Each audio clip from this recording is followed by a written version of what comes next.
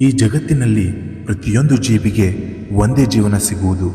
ಅದರಲ್ಲಿಯೂ ಮನುಷ್ಯ ಜನ್ಮ ಪಡೆಯಬೇಕಾದರೆ ಹಿಂದಿನ ಜನ್ಮದಲ್ಲಿ 100ರಷ್ಟು ಪುಣ್ಯವನ್ನು ಗಳಿಸಿರಬೇಕು. ಮನುಷ್ಯನು ತನ್ನ ಜೀವನದಲ್ಲಿ ಬರುವ ಕಷ್ಟಗಳನ್ನು ಹೇಗೆ ನಿಭಾಯಿಸುತ್ತಾನೋ ಅಷ್ಟು ಸಂತೋಷ ಅವನನ್ನು ಹುಡುಕಿಕೊಂಡು ಬರುತ್ತದೆ. ಕಷ್ಟಗಳನ್ನು ನುಂಗಿಕೊಂಡು ನಗು ನಗುತ್ತಾ ಬಾಳುವುದೇ ಮನುಷ್ಯನ ಜೀವನಕ್ಕೆ ಒಂದು ಅರ್ಥ ಸಿಗುತ್ತದೆ.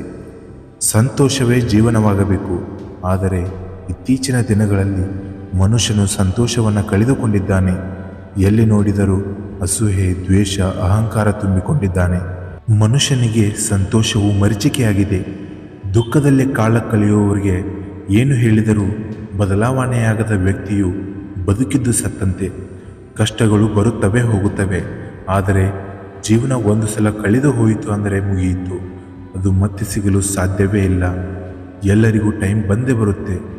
ಮನುಷ್ಯನ ಆಸೆಯೇ ಹಾಗೆ. ಕ್ಷಣಿಕವಾದ ಬದುಕಿನಲ್ಲಿ ಆತ ಬಯಸುವುದೆಲ್ಲ ಶಾಶ್ವತವಾಗಿರಬೇಕೆಂದು ಬೇಡಿಕೊಳ್ಳುತ್ತಾನೆ. ಅದಕ್ಕೋಸ್ಕರ ನಮ್ಮ ಆಸೆಗಳಿಗೆ ಮಿತಿ ವಿಧಿಸಿಕೊಂಡು ದೇವರು ಎಷ್ಟು ಕೊಟ್ಟಿದ್ದಾನೋ ಅಷ್ಟರಲ್ಲೇ ಸಂತೋಷ ಪಡಬೇಕು. ಸುಲಭದ ಬದುಕಿಗಾಗಿ ಪ್ರಾರ್ಥಿಸಬೇಡ. ಕಷ್ಟಗಳಿದ್ದರೂ ಪರವಾಗಿಲ್ಲ, ಅದನ್ನು ಎದುರಿಸುವ ಶಕ್ತಿ ನೀಡೆಂದು ಪ್ರಾರ್ಥಿಸು. ಅಳು ಬಂದಾಗ ಒಬ್ಬನೇ ಅಳಬೇಕು, ನಗು ಬಂದಾಗ ಗುಂಪಿನಲ್ಲಿ ನಗಬೇಕು. ಗುಂಪಲ್ಲಿ ನಕ್ಕರೆ ನಾಟಕ ಅಂತಾರೆ, ಒಬ್ಬರೇ ನಕ್ಕರೆ ಹುಚ್ಚ ಅಂತಾರೆ. ಮನುಷ್ಯನಿಗೆ ತೊಂದರೆ ಬರದೇ ಇದ್ದರೆ ಧೈರ್ಯ ಬರುವುದಿಲ್ಲ. ತಪ್ಪು ಮಾಡದೇ ಇದ್ದರೆ ಕಲಿಯೋದಕ್ಕೆ ಸಿಗಲ್ಲ.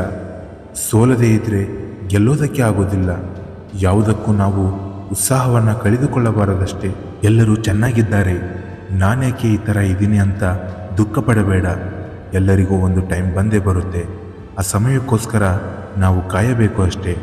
ಸುಖ ಆಗಲಿ ದುಃಖ ಆಗಲಿ ಕಷ್ಟವನ್ನು ತಾಳ್ಮೆಯಿಂದ ಎದುರಿಸಬೇಕು.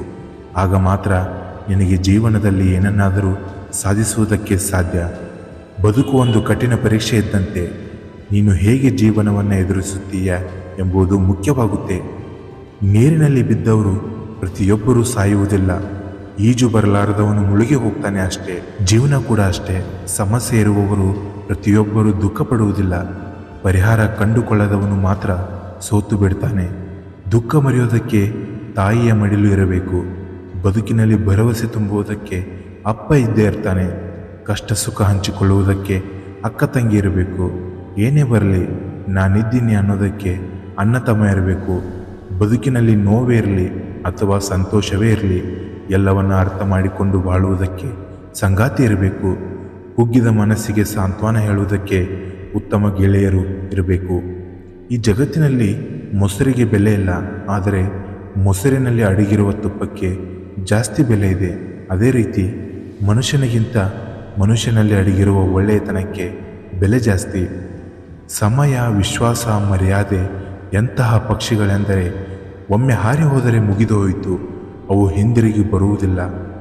ಮಾತುಗಳು ಮುಗಿದಿರಬಹುದು, ಪ್ರೀತಿ ಸಿಗದೇ ಇರಬಹುದು, ಸ್ನೇಹ ಕೈಕೊಟ್ಟಿರಬಹುದು, ಸಂಬಂಧಗಳು ಕಡೆಗಣಿಸಿರಬಹುದು. ಆದರೆ ಈ ಪ್ರಪಂಚದಲ್ಲಿ ನಿನ್ನ ಜೊತೆ ಯಾವಾಗಲೂ ಸುಂದರ ಜಗತ್ತು ಇರುತ್ತದೆ. ಜೀವನ ಸಾಗಿಯೇ ಸಾಗುತ್ತೆ. ನಿನ್ನನ್ನು ಬೇಡ ಅಂತ ತಿರಸ್ಕರಿಸಿದವ್ರಿಗೆ ಏನು ಹೇಳದೆ ಬಿಟ್ಬಿಡು. ಒಂದು ದಿನ ನಿನ್ನ ಸಮಯ ಬಂದಾಗ ನಿನ್ನನ್ನು ತಿರಸ್ಕರಿಸಿದವರಿಗೆ ತಿರುಗಿ ನೋಡುವಂತೆ ಮಾಡುತ್ತೆ. ನಿನಗೆ ಓದಲು ಸಹಾಯ ಮಾಡದೇ ಇರುವವರು ನೀನು ಉತ್ತಮ ಕೆಲಸವನ್ನು ಹಿಡಿದಾಗ ನಿನಗೆ ಶುಭ ಹಾರೈಸುವುದಕ್ಕೆ ಮನೆಗೆ ಬರ್ತಾರೆ. ಹಾಗೆ ಜೀವನದಲ್ಲಿ ನಾವು ಸಾಧನೆ ಮಾಡಲು ಹೊರಟಾಗ ಯಾರೂ ಸಹಾಯ ಮಾಡುವುದಿಲ್ಲ.